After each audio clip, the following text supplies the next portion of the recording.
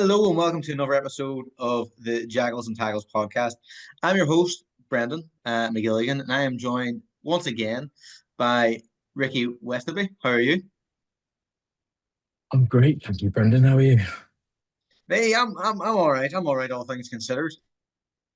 And Henry Osborne, how are we? Yeah, same with Ricky, all things considered. Yeah, not doing too badly. At least it's a week away from it. Well, look. We'll talk now about the rugby. We'll talk now about the fantastic performances that what the World Cup winners of 2027 have put in over the last 2 weeks. So shall we begin with the last 2 weeks of rugby in kind of rugby headquarters? How have England been doing, lads? Who wants to jump in on the joy that is England that keeps coming up?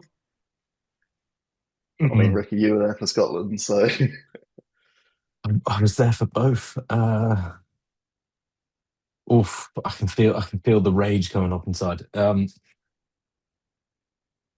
just atrocious, absolutely atrocious. I think I significantly overestimated where we would be. I Hmm. thought we would do the Grand Slam. Um, you know what, Henry, take over, please. This is I, I suppose it is that reminder of like you're never as good as you think you are, but also you kind of need to remember that you're never as bad as you think you are. And the thing that sort of disappointed me with England is like it looks like they don't look like the team that was playing in the autumn and was playing in the summer and playing quite well. Like even it's visible in the way that England are playing, even the way they're kicking. It just looks like a completely different game plan. It looks like everything has changed in a lot of ways, and it's clearly not working. I think there's a few players that have underperformed, but I think like there's a couple of players like Beno has been fantastic in defeat. I credit where it's due. Marcus Smith is like when he came on, he really lit the game up, even if he got charged down by Stuart McCloskey. Uh, mm, but yeah, like there's been a few good like performances, but ultimately it's just sort of the game plan's changed. It's not worked. There's just been sort of the players we've picked for the game plan also haven't been correct for it. Like Henry Arundel, he's always been exposed with his kick chase and with his high balls and everything. And that's been so obvious. And teams know this about him as well. He's been around the scene for long enough that it's just so easy to expose. Okay. I'll throw this one at you. Is obviously, is it the fact that user England and that you're just that good that obviously you've had the off day is put forward by Royal recently in Mike Tyndall, where he was suggesting that obviously Ireland just had to show up because England were that bad. Do you know what I mean? Is it England's world and everyone lives in it? Or is it the fact that there actually are good teams out there and England need to get off the wee high horse of arrogance and maybe see that other teams can put together game plans to nullify this English approach. Which, look, I listened to Eddie O'Sullivan talking, and he said the England attack is so one-dimensional. It's kick, chase, kick, chase. There's no invention in the backfield at all, which was the complete opposite of what you saw Ireland do. Ireland were willing to take the risk of playing the ball out the back in their own defence, but were also kick chasing as well. Is there something to be said that Steve Borthwick has done what Steve Borthwick does, which is limited to one game plan, and that's all you know. And when you fall behind, there's no plan B to get back into it. Because whenever you get ahead, you're very good and very hard to stop. But when you're chasing the game, you just need more. I've said before that I think England are probably the most sort of momentum-based team in world rugby at the moment.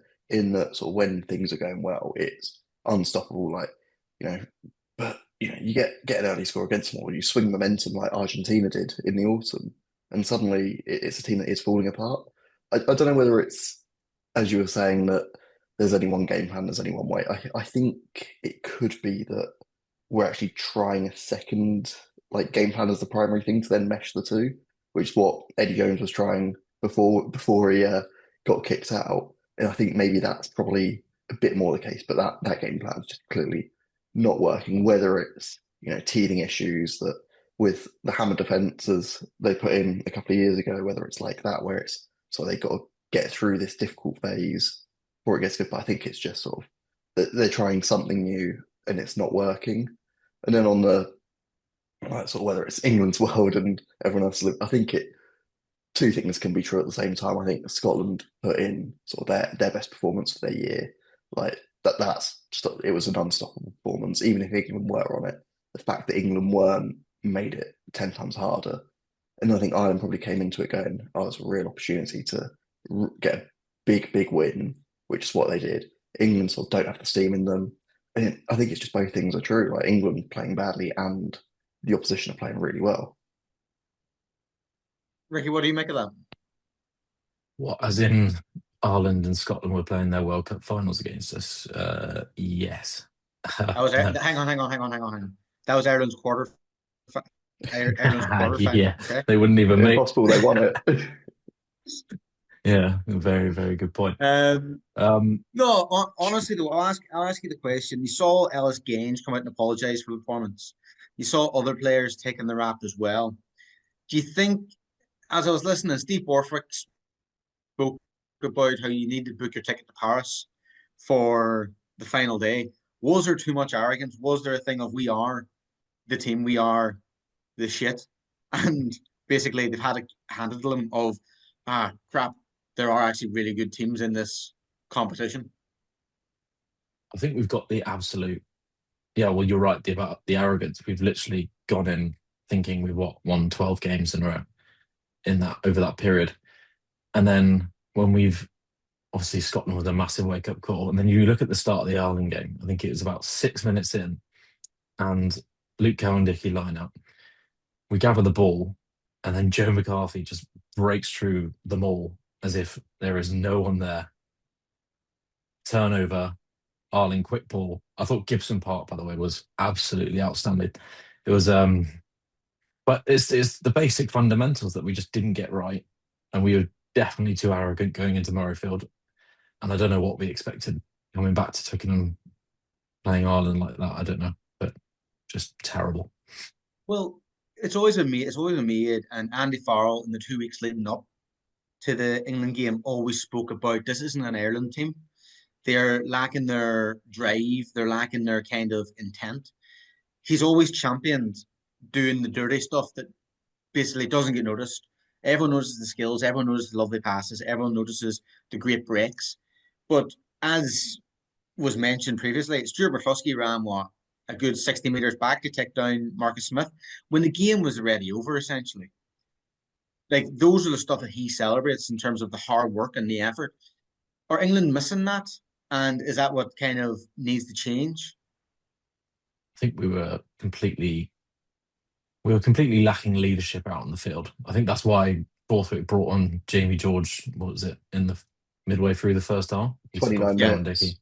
Yeah, that was it. Thank you. He brought on Jamie George because an experienced head like him. I think Maro Itoje, he's gone through the tragic loss of his mum. His head's not there. He's played a ridiculous amount of rugby. I remember someone saying about the stats, how he's played almost 14 more games than Bowden Barrett since his debut. And you kind of got to think, we can't be starting him like that if his head's not in the game. This is the Six Nations. Have we just underestimated everyone? On the Itoje one, do you not think it would have been weighed up and he maybe would have weighed it up and he thinks maybe it's better to be playing rather than sat on the sideline, maybe overthinking? So he's getting somewhere where he feels comfortable and stuff like that. Obviously, it's a very tough thing for him, but I think he would have been consulted and would have been asked about what to do going forward. Do you know what I mean? Of course, I think, but you've also got to realise that you need a leader out there on that field, and everyone realised that clearly 29 minutes in when Jamie George came on the field. Well, you talk about leaders. There's one man who, look, as much as I love him and I've talked to him before, I think his England career might be over. George Ford. George Ford, yeah. George Ford, like the jeers, like you were at the match. Yeah, it was The jeers he got, those apparently were coming from English fans along with Irish fans. Like the man's played 108 times for England and he's getting jeered. Like, how do you feel about that? So I'll let Henry answer the question Like, yeah, George Ford's sort of player that he does run hot or cold. We saw it quite a few years ago where he was our starting 10. He was missing so many conversions, so many penalties, and then he had to go away and then came back as like probably the best fly half in the world, at least for a brief period. And even over the autumn, like he looked unstoppable.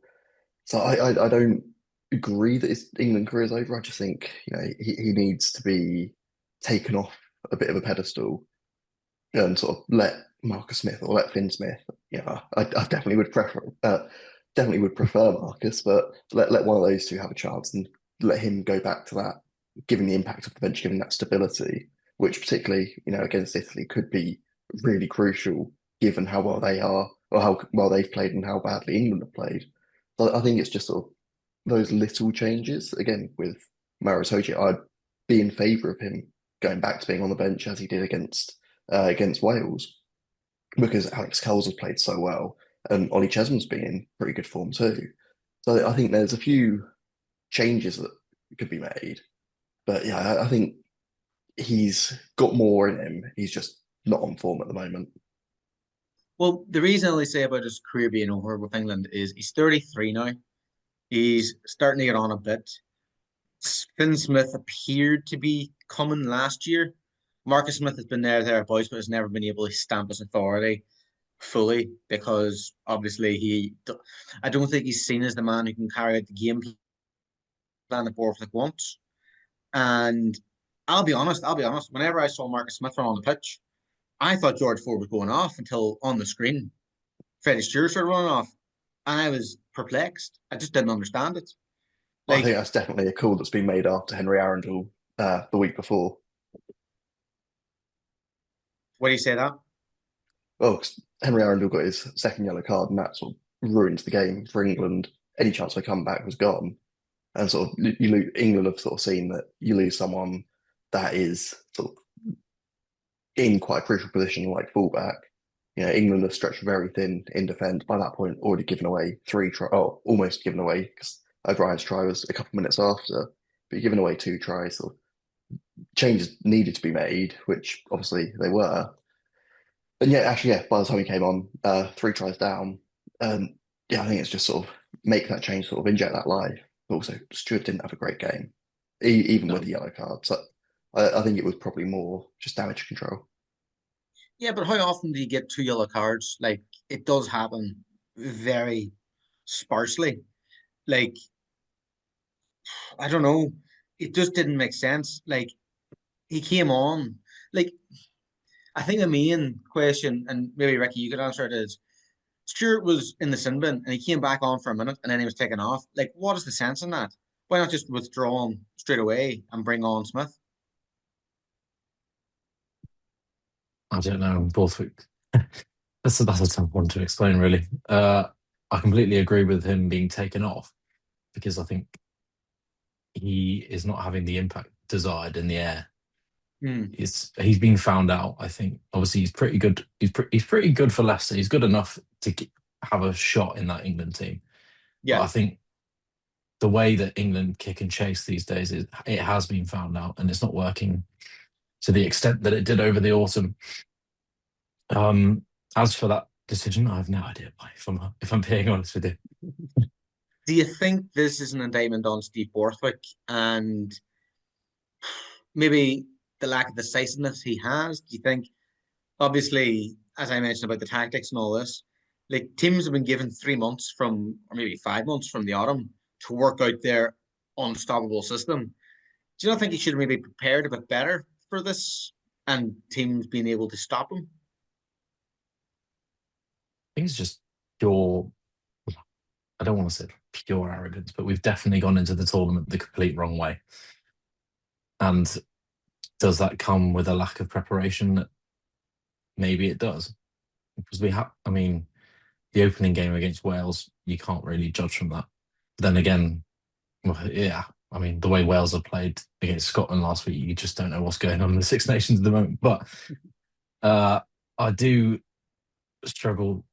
I don't think we prepared for this tournament in the right way. So what do we see moving forward for England? What do we see? Because he's going away to Italy, and look, I'm going to say it now. I really, really see Italy winning for the first time against you. I can see it, and I don't think it's that far fetched. France, if form continues, they will absolutely obliterate you and embarrass you. So what goes on for England now? And then you're coming up to the World Cup year. Look, you haven't played South Africa. I think South Africa will obliterate you as well. Where do you go from here, Henry?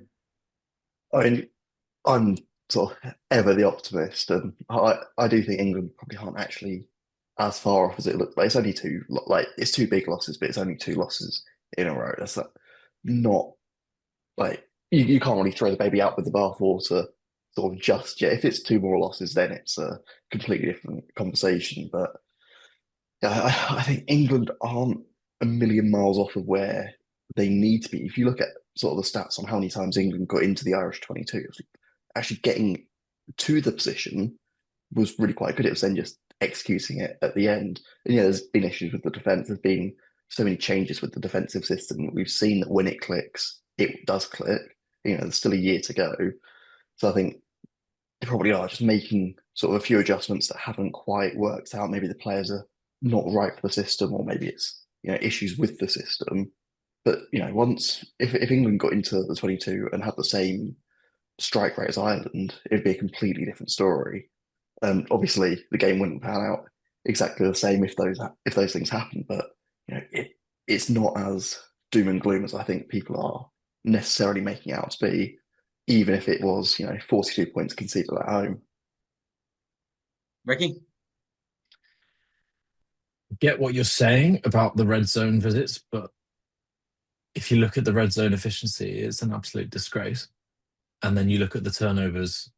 I was the one that was logging the red zone efficiency for the broadcast, so I know what was going on. And then we were looking at the turnovers as well. I think it was 24 turnovers conceded. Yeah. Compared to Ireland's 10. 14 handling errors is absurd. I'd absolutely love to know how many of those were inside Ireland's 22. Because, well, I'm not going to go through that because that'll take ages.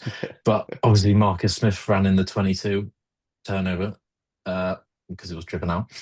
The turnover at the start of the game, just such, maybe it's unfair to pin it on Smith there, but such sloppy mistakes that we really have to see a big change next week. Otherwise, I just don't have any confidence going forward in Borthwick.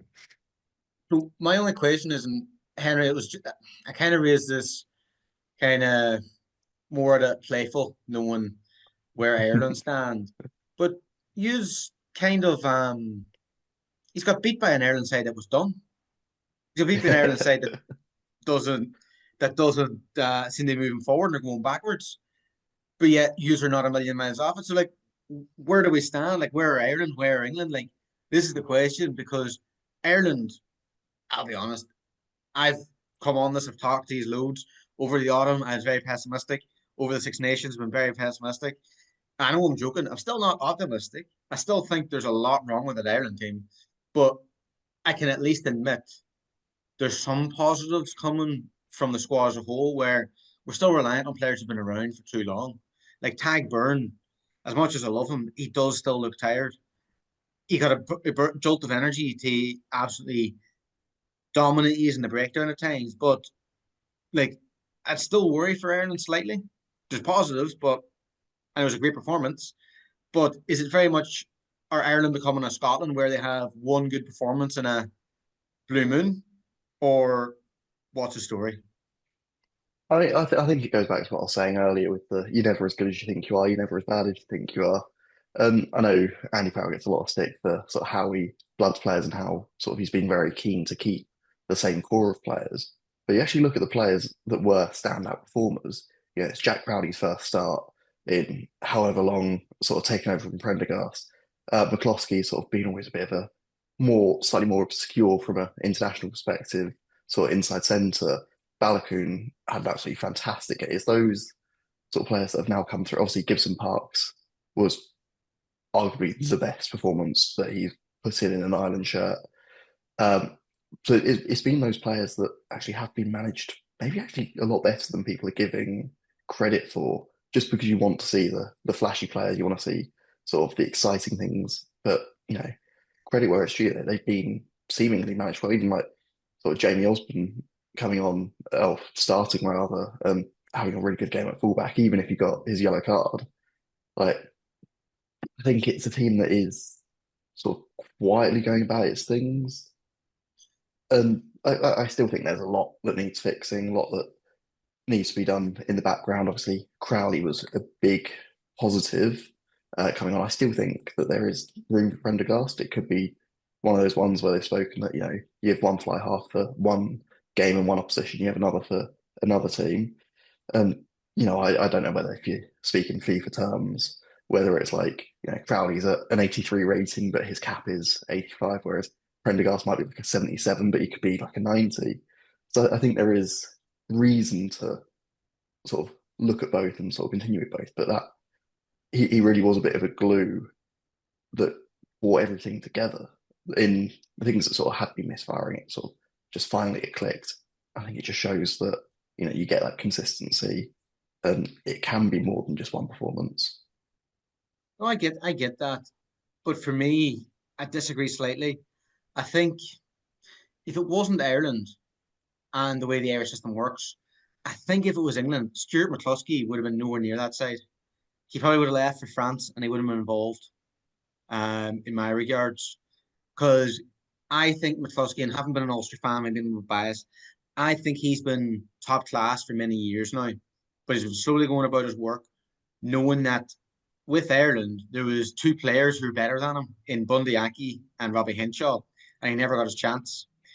As I say, I feel had he been an English player, he may have maybe went to France, got his kind of big reward and big payout.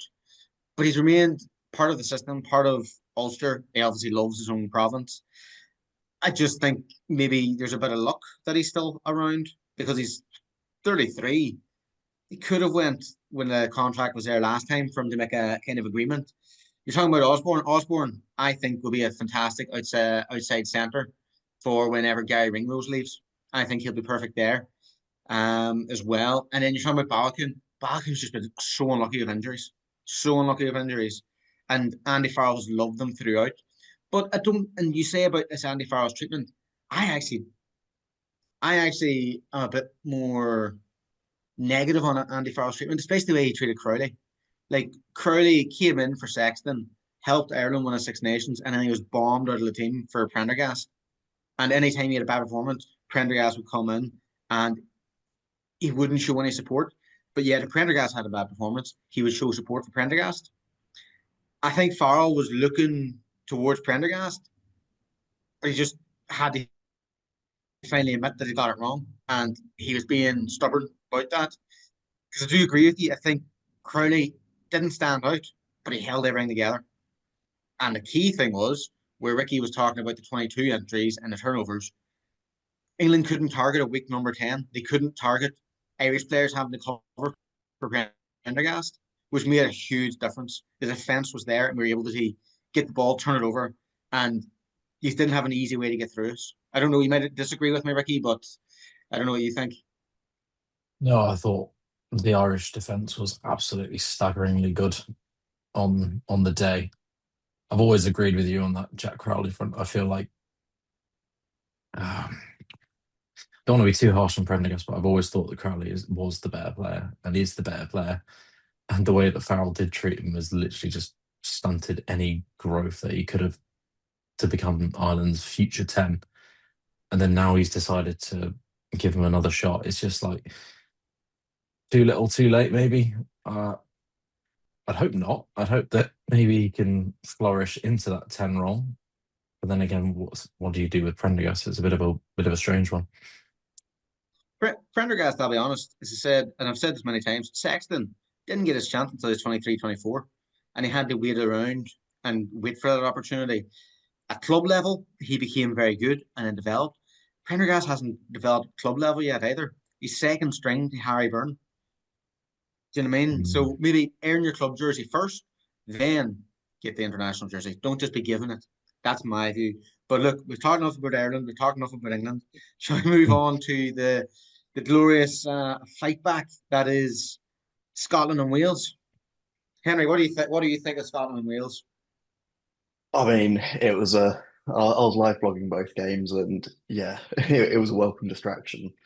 Uh, I've said before, even as an Englishman, it's sort of become a bit tiresome, sort of seeing Wales losing every week and not seeing them put in that fight. And it was. I mean, I'm glad we've already played them, so it was quite good to see them have that sort of performance actually finally come for them, particularly after we've put them away and got the result. Um, but yeah, like it's heartbreaking for them, but also it's the most like Scotland way to win a game, I think. Like it's the most Finn Russell, it's the most Darcy Graham way. Especially like I loved it because Darcy Graham's my super sub. But like yeah, it's just heartbreaking for them. But you know, couldn't have happened to a better side. Ricky, you can agree with me or disagree with me on this, and I get what you're saying, but do you think maybe this is a bigger win for Scotland than the England one because it shows that there's a wee bit of mentality, a wee bit of kind of backbone to this team that they could win their first Triple Crown since 1990? No, I actually do agree because, as the old argument goes, it's like they turn up to play England and then crumble against everyone else. They actually, well, they They, almost messed it up, but they showed that resolve to come back. And I think, well, Finn Russell was absolutely magnificent from the tee. It was 4 out of 4, I think, or I can't remember, 3 out of 4. but three out. Oh, oof, maybe I got that one wrong. But it was just those moments where you feel like this might be a different Scotland team because they did draw until the very, very last, and they did come back. And they also went for it at the very end. They could have gone. What was the score towards the end? It was. I think they could have had a penalty to draw, and that would yeah, have summed up the Townsend era perfectly. But they went for the corner, and they got the try that they desperately needed, and they won. And now they're still in with the Triple Crown. I think it's massive. As much as it pains me to say, it is quite a big shift in mentality. and Henry, we'll move on to Wales for a wee second. Like we've ridiculed Wales a wee bit. We've also felt sorry for them and patronised them to an extent on this podcast about obviously the situations going on in their rugby union. But and look, I'll be honest, as an Irish fan, I'm not a big fan of Wales, considering the rivalry we had whenever I was growing up. But the thing is, in my opinion, it's good to see them being able to perform. It'd be great to see six sides actually at once, like able to compete against each other in the Six Nations. We've never had that, really. Like, is this a sign that there's life in Wales? Is this a sign that Steve Tandy's doing a good job? Or is it just a one-off performance the same way they did the Ireland last year, and they're going to get absolutely blown away by Ireland and then blown away by Italy on the final day? What do you think? I think obviously we'll find out next week sort of how well they can perform and how well they can back it up. But I think it is probably a turning point at it right now. That they've had a few players that had really good performances. Like Sam Costello came in, and he's not first choice fly half, but he arguably could have got man of the match. Like he had an absolute blinder until he had to go off with an injury. Uh, and I mean, I really like Lewis Rees-Zammit at fullback. Now that he's come back, he's got a bit bulky. I think that's quite a exciting position to put him in because give him a bit of space to run in this Welsh team as well. It probably is his best chance to get a bit of ball in hand. I mean, Joe Hawkins lucky to not get a red card, but again, once he came back on, he had a really good game. Like that back line's really starting to click. They're still missing Jack Morgan, for example. Like there's still players to come back into this squad. Reece Carey, now that he's come out of his international exile, like, there are those players that are now really showing themselves as good, like really good internationals that probably would compete for a place in any other team. And it's sort of the system that's been letting them down in a lot of ways. And like, it's been announced this week that Wales have got their new defence coach coming in time for the summer. So I think that there's reason to be optimistic. Dowie Lake's proving himself as an exceptional leader on the pitch. When Jack Morgan comes back, maybe it'll be co-captains, maybe Lake will keep the captaincy. So yeah, I think there's definitely reasons to be positive, and even if it is one performance, it shows that that performance is there. Okay, and look, we'll finish this up with a little Ricky rant. Ricky, Stephen Jones, class man, isn't he? Ah, honestly, honestly, there were two tweets that day. Or was it? Yeah, two tweets that day. The Marcus Smith one, Yep. and I was just left astounded by that. I'm sure Henry will want to enlighten that a little bit later. But the second one, where he was so insistent that it was from a line out as opposed to a restart. Are you taking, and then you double down on it? Are you taking the actual piss? Like, what, what are we doing here? And then you say that anyone who comments against it, oh, it's just tripe.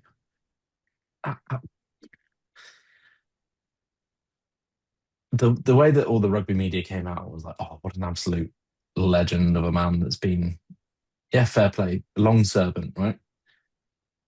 But let's not forget that he has had some terrible takes in his time. Yeah. Terrible takes. And people do not forget how bad they were. But I'm just going to leave it there. Henry, Marcus Smith. I have to agree with Stephen Jones on that one. I've seen, like, again, I'm always going to come out to bat for Marcus, like, but I've seen sort of some takes where I probably agree with that. Actually, him slowing down was probably the right move. Like, he's never been. So if you're someone that watches him every week, like, he's never been someone that has a really high top end, but he's got great acceleration over 20 meters. But he's not a winger for a reason. He's a fly half. You wouldn't expect George Ford to be running that in. You wouldn't expect even Finn Russell to be. So yeah, it's annoying that he couldn't quite finish it off. But I think the real question is why? Where was the support? Because if you tried to throw it early, then it was an interception and arguably could have gone. It could have been a 14-point swing. But yeah, I would say it's more down to like where was the support? Like, he shouldn't have, even though he was making that intercept, making that break, he shouldn't have been by himself. Lad, I'll be completely honest. Even if you had support, Stuart McCuskey would have found a way to stop them. He was just that way that day. He would have found a way. But look, we'll finish off our Six Nations chat with a little quick one on France and Italy. It was a great day out for Le Bleu. Obviously, they just seem relentless. Look, we don't need to talk about too much about it because I feel like the score line is enough to talk about of 33-8. What do you make of France v Italy, Henry? I mean, the Italian kits were quite nice, weren't they? Yeah, it was a sort of the result we expected. I mean, Sergio Price was asked afterwards, wasn't he? Where it's like, oh well, it's a shorter score line than what Italy had last year. Is it progress? Sort of that mentality of it's still a loss, though. It's what really shows where Italy have got to. They still put in a okay performance. Like, it was fine, but France they were just France, weren't they? Like, just unstoppable at this point. And Ricky? Not really much more to add there apart from they are concerningly good and they look like they're going to win the Grand Slam again. Hey! You stopped them from the Grand Slam last time. Like, remember your performance where you clearly outplayed them last year. Oh, it would be the most this year's tournament thing to happen. I just can't see that. What, England beat them, Scotland won the Six Nations, yeah? That would hurt.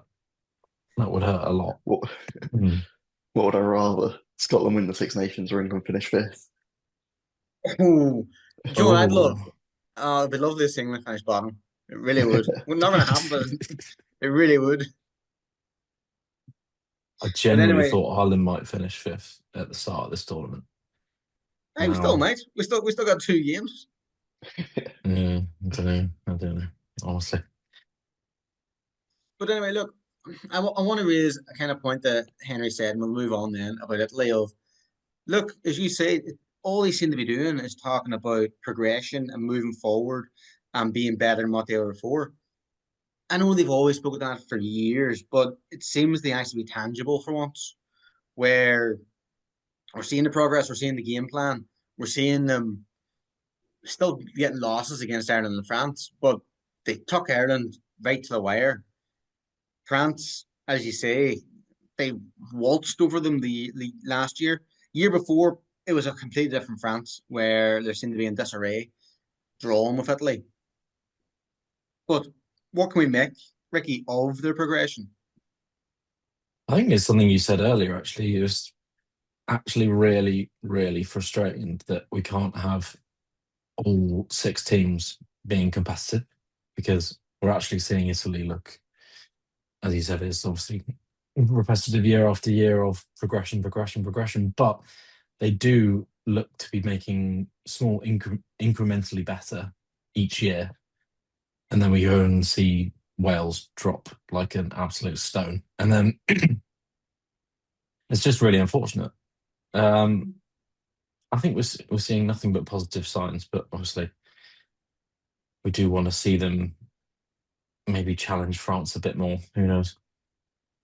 Well, look, I would have said that about Ireland too, and they got absolutely destroyed. I would have One liked of to say them. that about, would like to say about Wales. They got absolutely destroyed. Just feels like France are in a different kind of stratosphere at the minute. I wouldn't be maybe blame Italy. But yeah, that's kind of my view. Henry, we have got the Nations Championship coming up. Are you excited? Have you seen the fixtures? What's next? England to win that probably. Well, that's what we were all saying sort of a few months ago, but yeah, just getting the fixtures up now. Um, it's such a really weird one because now it's becoming a tangible thing. We're sort of looking at it and going like, oh, these are the obviously Fiji's fixtures have been announced, and I I don't know. I really don't know how to feel about the Fiji fixtures, which we'll come on to. It just seems like a bit of a the whole tournament just seems like a bit of a cash grab in a lot of ways. It's just like, why do we need it?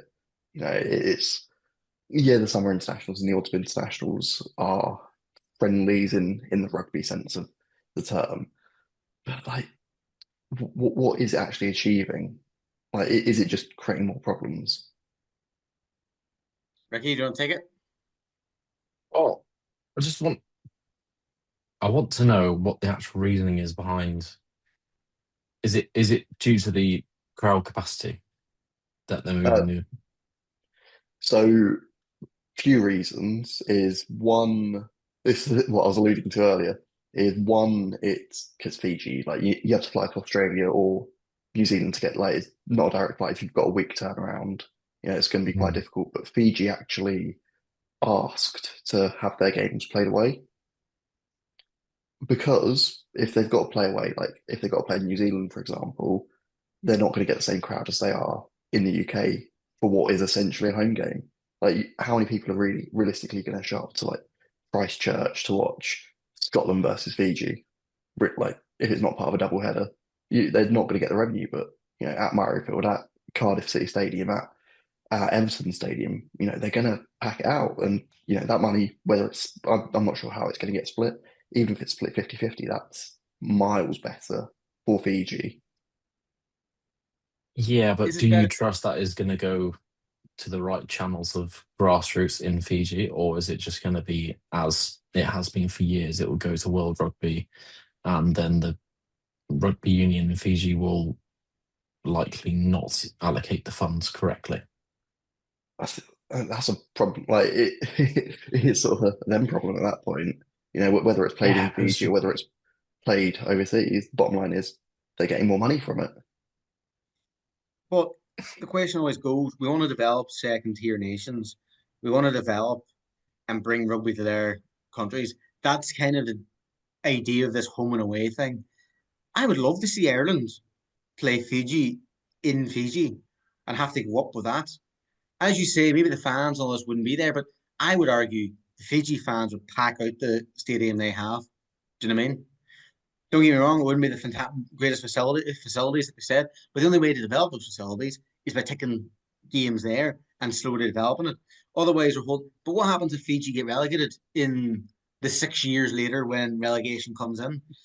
Will they then start playing games at home then when they won't get crowds, when they're having to play the likes of Spain, Portugal? What's the moving forward there? Yeah, I mean, I completely agree. I'd love to see games in Fiji. Like credit where it's due for Scotland. They actually toured there, which other teams don't seem to want to do. But I think it is the way that the tournament's set out in it being a 1 week turnaround. Realistically, let's say you've played against South Africa and then you get into Fiji, you got to fly from, say, you got to fly the day after you've just played. So you're flying on a Sunday, that's a day's travel. You might get, well, that's only flying to Australia for a start. It's another day to get to Fiji. So by that point, you're already at Tuesday by the time that you can train. It's one training session. Add jet lag onto that. Like it's not necessarily a feasible thing to do on such a big tournament, which is part of the reason I think, I don't see the tournament as being necessary because why can't an England, why can't an Ireland, why can't Wales or Scotland or France or whoever do a three-test series in Fiji or in the Pacific Islands? That'd be so good to see. My only comment on that is I think if it was stays in Fiji, they could have worked around the fixtures in terms of obviously Australia, Japan, New Zealand. They could have worked around it that way, and that's how I can see it. My only thing is you look at I'll take England for example. England are having to fly to South Africa, then they're supposedly flying back to England to play Fiji. I've seen rumors that they're not going to do that. I've seen rumors that they're going to just fly straight to Argentina and send a B team to play Fiji. Um, and then the thing is that's going to be the case for Scotland and Wales as well, where they're going to have to play in their home country, fly between two other countries. Like this whole tournament just does not make sense. It's not feasible. And as much as I hate it, forgive me, it would be easier to hold rounds of competitions in the Middle East. It would be easier. Not that I want it, but you could maybe do a weekend in one place, a weekend in another place, where they're getting all these fixtures done. Obviously, they want to do the home and away stuff, but it just doesn't seem feasible. Ricky, what do you think? Oh, more to your point on the whole B team analogy, it feels like the Champions Cup a little bit. Well, more than a little bit. And also, are they going to pack out Murrayfield if Scotland are playing a B team? No, they're not. The same will apply to the Hill Dickinson Stadium in Liverpool. I mean, that's 60 something, 61. That's still a lot of fans that have to commit to that, especially in an area that's not particularly rugby union heavy. Rugby league, yeah. Yeah, well, yeah, exactly. In the heartland. So I'm starting to feel like it is just a big cash grab, to be honest.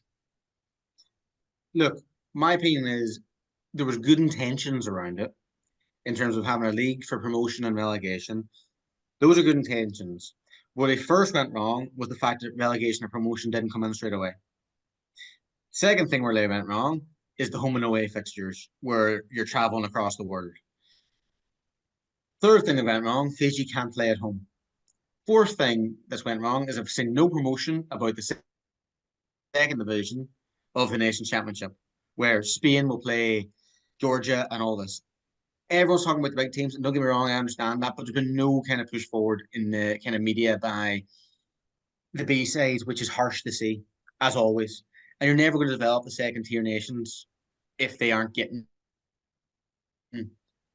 developed and pushed forward for us to see the stories. Do you know what I mean? I mean, as you're saying about sort of Scotland and Wales sort of setting B teams, I don't know if that would be exactly the case because they're playing sort of on the bookends of it. Wales are playing against Barbarians in Twickenham, and then that they can return to Cardiff, and then they can fly from it. Whereas going from South Africa to England to Argentina is a lot more of a travel disruption sort of thing. So I think it could just be a sort of England exclusive issue, but it's still an issue that every team that has Fiji second if they're playing away is going to be the same issue every year. And yeah, I think it is good intentions. I think it's the sort of idea that, if you want, yeah, as a kid, you're kind of like, oh, why can't all the best teams play each other? It's the sort of thing that if you're playing on the PlayStation or something, it's the sort of tournament you would dream up. But it goes back to Yeah, the whole, but like, is it needed? Does it undermine the World Cup as well? I don't think it undermines the World Cup. I look at it very much like the World Cup's its own special thing, and you have to qualify for World Cup. So maybe there's a thing of, look, it's starting to develop those teams. You're building these leagues, and however many leagues there are. Like the issue with the second tier is you want to see a third tier and a fourth tier, but financially that's just not viable. Do you know what I mean? And again, in my opinion, the issue with Fiji is I can't remember, apart from whenever you're talking about Scotland, I can't remember the last time a team actually went and played in Fiji. Fiji are always away. They're always test themselves away from home. Like, do Fiji even have a home? All their players don't obviously play in Fiji. Few of them play for the Fijian Drua, and that's about it. Most of their stars play in France, England, New Zealand, Australia. Like, they're so used to being away, but they're never going to be a top tier nation. I know they're obviously in the top 10, but they're never going to be a top tier nation if they're constantly having to play away from home and having to kind of meet up last minute. Yeah, Ricky. like, Oh, sorry. Henry, go for it, Henry. no, I was just feeling the dead air. Oh, yeah. No, I've talked about this before as well. We just brought up rugby league. Well, there is a massive threat of rugby league taking over in the Pacific Islands, and then what will rugby union have left? Because I think the Aussie government are investing 600 mil into Papua New Guinea, and then 200 million goes to the rest of the Pacific Islands. I mean, that is a lot of money for them to grow it from the grassroots. And obviously, it'll be a long-term project, but you can slowly see that if World Rugby doesn't necessarily do anything about this, will there be teams from the Pacific Islands to play against? Look, the same way there's still a Wales to play against at the minute, there'll always be a team against the Pacific Islands to play against. There'll always be a team, but whether it'll be the exciting clash, like, I don't want to say, look at the cautionary tale of Samoa that we've talked about previously. They beat Wales in the World Cup, and was it 1995, and got to the quarterfinals. Um, and obviously they came very close recently. Was it 2011 as well? Um, but the thing is, you're going to miss those kind of big events and those big kind of stories from the Pacific nations. I do agree with you. Um, I do worry. We've talked about this ourselves, Ricky. I do worry. I don't know what you think, Henry. I mean, what I would love to see, I know it's maybe not realistic, it's probably more realistic than any changes happening to the Six Nations, but I'd love to see Fiji and Japan added into the Rugby Championship, make it a 16 tournament like the Six Nations is, and kind of reformat it that way, and then have the option, as with, as we've discussed with the Six Nations and the Rugby Euro Championship, have a promotion relegation with the Pacific Nations Cup. Obviously, I'm sure it's the same situation with the Six Nations, where it's all the teams have to agree. But we have seen it happen with Argentina, like quite recently, in the grand scheme of things.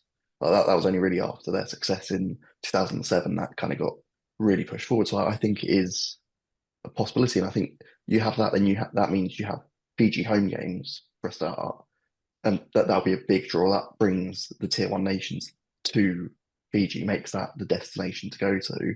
And then if you have promotion relegation, whether it's a playoff, whether it's whatever, that could mean, you could have, if they can get their act together, the US involved, you can get Samoa, you can get Tonga, that's all then actually becomes part of this ecosphere, having the tier one teams actually in like good scenarios to play it, and it's actually a competitive game as well.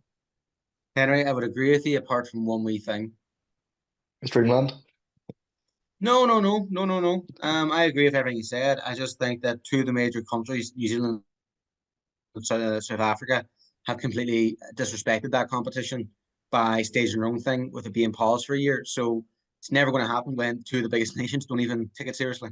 Yeah, I think it's the same with like the Six Nations, where all the teams have to be on board for changes to be made. And I think New Zealand and South Africa are quite keen to protect their brands, and they probably will see it as like kind of watering down what they are.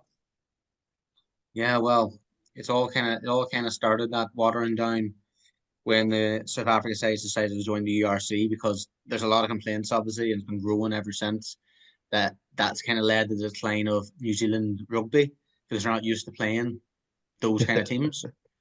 I can see a legitimacy behind it. But look, is there anything else we want to add on the Nations Championship? Anything different? I mean, the one good thing that I can see about the Fiji situation playing in Liverpool is we sort of talked about it as like just a general conversation in the past. It's always sort of thing that gets brought up is England playing outside of London is a really good thing to see. And it's in a way that the RFU is not losing out, which is their big thing. 'Cause, for them, why would they play away from Twickenham when that's all the money's going to them? So to have that opportunity to bring the game up north and get more fans at games because World Cup warm-ups have been played in St James's Park. I think it was Italy in 2019. I think the one before that was 2015 in Manchester against Uruguay during the World Cup in a dead rubber. Like it just doesn't happen enough. But this is kind of a really good opportunity to expand the game where we can. So I really thought this game was going to play at Tottenham because that seems to be where all these games are. But I think for all the negatives, that is one real positive to look at. I thought you were going to say there'd be actually some excitement in Everton Stadium for once. That was the only positive. Ricky, is there any final thoughts you want to add before we leave? I get that point that Henry's making. It is good to see an England game away from HQ because honestly, it's like the way that England use, not just England, sorry, the FA use Wembley for semi-finals of the FA Cup, semi-finals of the Carabao Cup, to the point where you're just devaluing. I do really like the fact that it is in Liverpool, but I can also anticipate that it won't be like an incredibly overpopular event. No, that's fair. That's fair. As with me, to me, it's very strange it's not in Manchester, considering there's a Manchester side in Seal Sharks. Be that whether it wasn't in their stadium, don't get me wrong, it's not a big stadium, but whether it was in Old Trafford or the Etihad, surprises me a bit. Liverpool's not renowned for its rugby union, at Liverpool St least. Helens were in the Premiership at one point, back in like the 90s or 80s. Oh, lad, I couldn't even name one of their players. Um, but you know what I mean. It's well, I was going to say they're never going to get back to the Premiership with the way it's going. Um, but the whole thing is, look, I think there's some positives drawn from it. I think there's a load of negatives that I've listed off. I would say quite elegantly. I'd agree. And but we want to see the growth of rugby, and if this helps the growth of rugby, that's all that matters. Ricky, me and you sat down, or I can't remember whether it was me and Henry, about the ticket prices and how they have skyrocketed and how that might affect it. If you're looking to bring in new fans, make sure the tickets are at reasonable prices because otherwise it will look terrible. And I think that's also a concern for us moving forward as a sport because the key one for me was that Welsh game where tickets dropped to £25 Mm. and it filled out the stadium. So there's clearly a demand if the price is right. Like, don't get me wrong, as much as I annoyed at how expensive that England and Ireland game would have been, there's a demand at that price. But you need to reach your audience. And at the minute, I don't think we're seeing that properly at international level. There's a few more empty seats. It's a lot more hospitality driven. If we want to see the growth of the game, I think we need to sort that out as well. You're not wrong. I did shell out around 155 quid just to go watch England get battered at Murrayfield. So Oh, I I feel felt that mean, that pain. I guess just on that point is again credit kind of where it's due is World Cup tickets when the pre-sale was in the last week. I snapped up my my two tickets for England versus Zimbabwe for I think it was like £70 for two tickets, admittedly standing tickets, but you know, that's for a World Cup game, even if it's against Zimbabwe, like they tried to make an effort to make at least some of the tickets affordable. Fair enough. Look, as I said, I think there's a major conversation in there, and we can do it another day, potentially next week when there's no rugby on. Uh, uh, um, but Rugby look, Europe Championship. I'll thank you. Look, I'm happy. I'm happy to talk about that. I'm living in one of the countries. It's fine. Fine. We didn't get to talk about my beloved Spain losing. Um, but look, Henry, it's been an absolute pleasure having you here. Thank you for your time. As always. And Ricky, I'm just glad you could make it and that the screen managed to stay the where it was and there was no anger too much. Oh yeah, I'm surprised Thank there you. wasn't steam coming out of my ears. Yeah, always a pleasure. Apologies for the finish there. I've been Brendan McGilligan. Thank you very much for listening. And to all of you who have tuned in for this long, talk to you again soon.